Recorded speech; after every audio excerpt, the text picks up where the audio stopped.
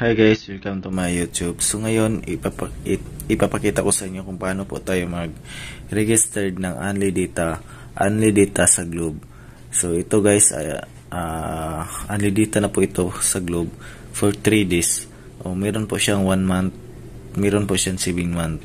So sa akin is Only Data 3 days for 99 pesos. So ngayon ipapakita ko po sa inyo kung paano po mag-register ng Only Data sa Globe. 99 pesos for 3 days na po siya. So sulit na din po siya kasi 3 days po tapos Only Data. So ngayon ipapakita ko sa inyo guys. Ang ita-type lang nyo dyan guys is kailangan guys may load kayo ng regular load na at least 99 pesos or yun, ipapakita ko sa inyo kung magkano yung dapat ilo-load nyo guys. So ang ita-type nyo dyan guys is asterisk 143 tapos number tapos asterisk 4 number. Yun po yung ita-type nyo dyan guys. Tapos i-click nyo ang globe kasi sa globe natin i-call ang globe.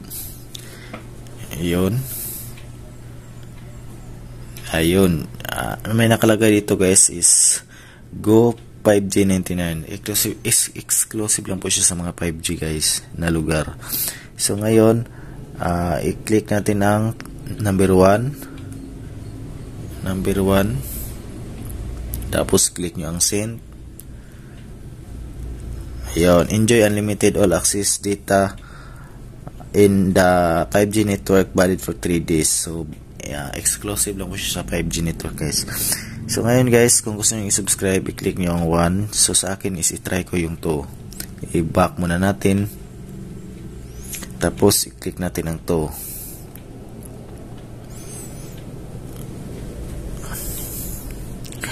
Enjoy unlimited all access data in the 5G network valid for 7 days. 199 only. TNC apply. So yun. So mayroon po siyang 199 pesos for 7 days.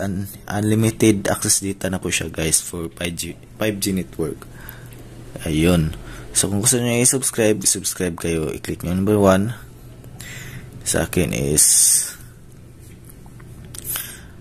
Go 5G 299. I-try natin yan. Number 3. Ipakita ko sa inyo kung ano talaga. Enjoy unlimited all access data in the 5G network valid for 15 days 299. Yun. Okay na din siya guys, diba?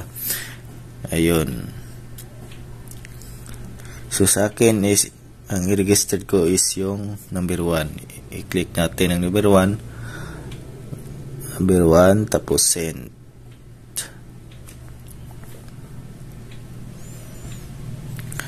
Tapos, subscribe tayo guys. I-click natin ang 1.